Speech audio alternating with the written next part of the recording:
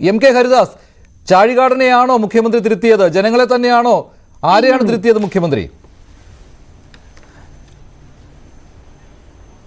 മുഖ്യമന്ത്രി തിരുത്തിയത് ജനങ്ങളെയാണ്, ജനങ്ങളെ വിഡ്ഢികളാക്കിക്കൊണ്ട്. ശ്രീ അസ്കർ, ഈ പരിപാടിക്ക് ഈ പരിപാടിയുമായി ബന്ധപ്പെട്ടിട്ടുള്ള ന്യൂസ് 18-ലെ 2 ചർച്ചകളിൽ താങ്കളും ഞാനും പങ്കെടുത്തിട്ടുണ്ട്. അന്ന് താങ്കൾ ഇങ്ങനെയല്ലോ പറഞ്ഞത്, ജനങ്ങളിലേക്ക് ഇറങ്ങിച്ചെന്ന് ജനങ്ങളുടെ പരാതി നേരിട്ട് സ്വീകരിക്കുന്ന ഒരു ക്യാബിനറ്റ് ഇന്ത്യയിലല്ല ലോകത്തിൽ തന്നെ എവിടെയാണെന്നാണല്ലോ താങ്കൾ ചോദിച്ചിട്ടുണ്ടായിരുന്നത്. ഇതിൽ ന്യൂസ് 18 കാണിക്കാൻ ബുദ്ധിമുട്ടുണ്ടെങ്കിൽ ഞാൻ ആ ക്ലിപ്പ് എടുത്ത് കാണിച്ചു തരാം. അപ്പോൾ പെട്ടെന്ന് 6-7 ജില്ലകൾ കഴിഞ്ഞിട്ട് മറ്റൊരു ജില്ലയിൽ, കോട്ടയം ജില്ലയിലേക്ക് എത്തുമ്പോഴേക്കും അതിൻ്റെ ഗതി മാറിയോ? അല്ലെങ്കിൽ തന്നെ താങ്കൾ ഒരു കാര്യം മനസ്സിലാക്കണം, സമൂഹത്തിൽ എന്നും 2 വിഭാഗം ജനങ്ങളുണ്ട്, പൗരപ്രമുഖരും ദരിദ്രവാസികളും. ഈ പൗരപ്രമുഖരും ദരിദ്രവാസികളും ഉണ്ട് എന്ന് അടിവരയിട്ടൊരു സർക്കാർ ജനങ്ങളെ ബോധ്യപ്പെടുത്തിയിട്ടുണ്ടെങ്കിൽ അത് ഇപ്പോൾ കേരളം ഭരിക്കുന്ന ഇടതുപക്ഷ സർക്കാരാണെന്ന കാര്യം താങ്കൾ മറക്കരുത്. കാരണം പൗരപ്രമുഖർക്ക് ഫാനും അതുപോലെ തന്നെ അലങ്കരിച്ച പന്തലിലും ഇരിപ്പിടം ഒരുക്കുമ്പോൾ പരാതിയുമായി വരുന്നവർക്ക് തൊഴുത്തിന് സമാനമായ രീതിയിൽ ഈ പന്തലിൻ്റെ തൊട്ടപ്പുറത്ത് മറ്റൊരു ചെറിയ ഷെഡ് ഒരുക്കിയിട്ട് പരാതി സ്വീകരിച്ചവരാണ് ഒരു കമ്മ്യൂണിസ്റ്റ് സർക്കാർ.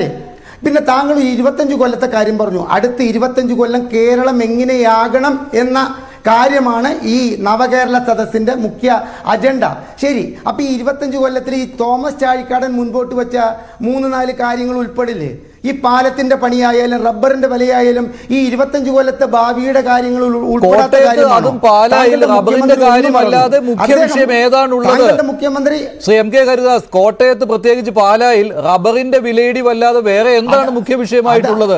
അത് പറയുമ്പോൾ മുഖ്യമന്ത്രിക്ക് ഹാലിളകുകയാണ്. എനിക്കത് ദയനീയമായി തോന്നിയത് റോഷി അഗസ്റ്റിന്റെ ശരീരഭാഷയാണ്. റബ്ബർ കർഷകരുടെ പ്രതിനിധിയായിട്ടാണ് റോഷി അഗസ്റ്റിന് ഉയർന്നു വന്നത്. എത്രയോ സമരങ്ങളിലൂടെ അദ്ദേഹം ഉയർന്നു വന്ന ഒരു നേതാവാണ്. കെ എം മാണിയുടെ അരുമ ശിഷ്യനാണ്. പാലായിൽ പോയിരുന്ന് വിയർക്കുകയായിരുന്നു റോഷി അഗസ്റ്റിൻ. എഴുന്നേറ്റ് ചെന്ന് തോമസ് ചാഴിക്കാടനോട് പറയുകയാണ് മതി മതിയെന്ന്. അത് സ്വന്തം അപ്പനോട് ചെയ്ത അപരാധത്തിന് ഒരു മകനെ സ്വന്തം നിയോജക മണ്ഡലത്തിലെ ആ അപ്പൻ 25 കൊല്ലം പ്രതിനിധീകരിച്ച നിയോജക മണ്ഡലത്തിൽ വെച്ച് ഈ മുഖ്യമന്ത്രി കൊടുത്തിട്ടുള്ള ഒരു പൊന്നാടയാണ് മഞ്ജുഷ ആ വാക്കുകൾ.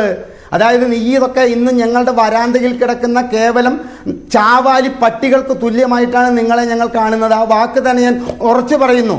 അതായത് ഘടകകക്ഷിയായിട്ട് ഞങ്ങൾ പറയണോടത്ത് ഇരുന്നാൽ മതി. ഇത് UDF അല്ല എന്ന് മനസ്സിലാക്കാൻ അദ്ദേഹത്തിന് സാധിച്ചില്ല. നമ്മുടെ വീട്ടിൽ നമ്മൾ ഭക്ഷണം കൊടുത്തിട്ട് നമ്മൾ നായ്ക്കളെ വളർത്തില്ലേ, അപ്പോൾ അവർക്ക് അകത്തേക്ക് കിടക്കാൻ നമ്മൾ സമ്മതിക്കുക? അതുപോലെയുള്ള ഒരു കാഴ്ചപ്പാടോട് കൂടിയിട്ടാണ് തങ്ങളിലുള്ള ഇത്തരത്തിലുള്ള ഘടകകക്ഷികളെ കാണുന്നത് എന്നുള്ളതിൻ്റെ ഒരു ഊന്നി പറയലാണ് അവിടെ നടത്തിയിരിക്കുന്നത്. മറ്റൊരു കാര്യം കൂടി ഇതിൽ മുഖ്യമന്ത്രി പറഞ്ഞ വാക്കുകളിലുണ്ട്. അതായത് ഇത്തരം കാര്യങ്ങൾ ഹൈലൈറ്റ് ചെയ്താൽ അത് പരിഹരിക്കപ്പെട്ടു കൊടുക്കാൻ എന്നെ കൊണ്ടോ എൻ്റെ സർക്കാരിനെ കൊണ്ടോ ആകില്ല. അപ്പോൾ നിങ്ങൾ എന്തിനാണ് അത് ജനങ്ങളെ ഇത്തരം കാര്യങ്ങൾ വിളിച്ചു പറഞ്ഞ് ഓർമ്മിപ്പിക്കുന്നത് എന്ന ഒരു ചോദ്യം കൂടിയാണ് മുഖ്യമന്ത്രി അവിടെ ഉയർത്തിയിരിക്കുന്നത്. ഇന്ന് കേരള ഹൈക്കോടതിയിൽ വന്ന ഒരൊറ്റ ചോദ്യം മതി, ഇത് ജനങ്ങളുടെ നികുതി പണമല്ലേ, എന്തിനാണിത് ഇങ്ങനെ ദൂർത്തടിക്കുന്ന ഒരു സ്കൂൾ മതിൽ പൊളിച്ചതിന് സത്യത്തിൽ ഈ സർക്കാർ വേണ്ടതെന്നറിയോ? ഇന്ന് ഈ പരിപാടി നിർത്തുകയാണ് വേണ്ടത്. അവിടെ പോയി സർക്കാരിന്റെ പ്രതിനിധി എന്താണ് പറഞ്ഞത്? പറ്റിപ്പോയെന്ന്. സ്കൂൾ മതിൽ പൊളിച്ചത് പറ്റിപ്പോയി എന്ന്. അപ്പോൾ കോടതി ചോദിച്ച ഒരു കാര്യമുണ്ട്, ഇനി അത് കെട്ടിക്കൊടുക്കാൻ പോകുന്നതും പൊതുഖജനാവിലെ പണം ഉപയോഗിച്ച് തന്നെ അല്ലേ എന്ന്. പറ്റിപ്പോയെന്ന് പറ്റിപ്പോയി. അത് അസ്കർ ഹൈക്കോടതിയിലൊക്കെ പ്രാക്ടീസ് ചെയ്യുന്ന അഭിഭാഷകനാണ്. ഇത്തരത്തിലെ ഒരു വക്കീലിന് കോടതിയുടെ മുൻപിൽ സമക്ഷം നിന്നുകൊണ്ട് ഇങ്ങനെ പറയേണ്ട ഒരു അവസ്ഥ എന്ന് പറഞ്ഞാൽ, അസ്കർ, ഈ കേരളത്തിലെ ഈ കേരള ഹൈക്കോടതിയിൽ നിന്ന് ഇത്രയേറെ ശാസനയും അതുപോലെ തന്നെ ഇത്രയേറെ ചോദ്യങ്ങളും നേരിടേണ്ടി വന്നിട്ടുള്ള ഈ 7.5 കൊല്ലത്തെ ഭരണം പോലുള്ളൊരു ഭരണം കേരളത്തിൽ ഉണ്ടായിട്ടുണ്ടോ?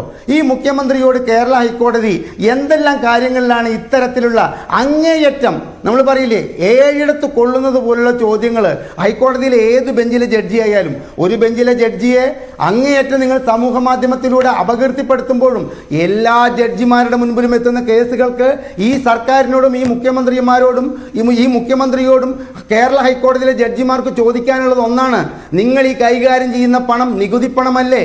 എന്തിനാണിത് ഇങ്ങനെ ഇത്രയും ദൂർത്തായിട്ട് ചെലവഴിക്കുന്നത്? കഷ്ടമാണ് ശ്രീ അസ്കർ താങ്കൾ ഇങ്ങനെയൊക്കെ പറയുന്നത്.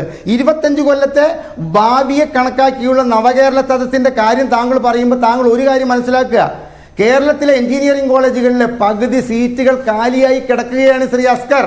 ഇവിടുത്തെ 25 കൊല്ലത്തെ ഭാവി കണ്ടുകൊണ്ട് നെടുമ്പാശ്ശേരി എയർപോർട്ടിൽ നിന്നും ഒരു മാസം 7000 കുട്ടികൾക്ക് വിദേശ പഠനത്തിന് പോകാനുള്ള വാതിൽ തുറന്നിടുന്ന ഭരണ സമ്പ്രദായം കേരളത്തിൽ കൊണ്ടുവന്നത് ഈ 7.5 വർഷം കൊണ്ടാണ്. ഇവിടുത്തെ IT മേഖലകളിൽ ജോലി ചെയ്യുന്നവർക്ക് കൃത്യമായ ഒരു ശമ്പളം നിശ്ചയിക്കാൻ കഴിയാത്ത ഒരു സർക്കാരാണോ 25 കൊല്ലത്തെ ഭാവിയെ നിശ്ചയിച്ചുകൊണ്ട് ഒരു ക്യാബിനറ്റുമായിട്ട്? ഒന്നാമത് അത് തന്നെ ശ്രീ അസ്കർ, ഒരു ക്യാബിനറ്റിന് ജനങ്ങളിലേക്ക് ഇറങ്ങിച്ചെന്നിട്ട് അതായത് 25 കൊല്ലത്തെ ഭാവി അറിയിക്കേണ്ട അല്ലെങ്കിൽ അതേക്കുറിച്ച് പറയേണ്ട ഒരു അവസ്ഥ എന്ന് പറഞ്ഞാൽ ഇവർ തിരുവനന്തപുരത്തിരുന്ന് പറഞ്ഞു കഴിഞ്ഞാൽ ഇത് ജനങ്ങൾ കേൾക്കാതായോ? താങ്കൾ ഒരു കാര്യം മനസ്സിലാക്കണം, തൊടുപുഴയിൽ ഇന്നലെ നടന്ന തദ്ദേശ തെരഞ്ഞെടുപ്പിൽ കരിങ്കുന്നം എന്ന് പറയുന്ന ഒരു വാർഡിൽ, കരിങ്കുന്നം എന്ന് പറയുന്ന ഒരു പഞ്ചായത്തിൻ്റെ 4ാം വാർഡിൽ ജയിച്ചിരിക്കുന്നത് ആം ആദ്മി പാർട്ടിയാണ്.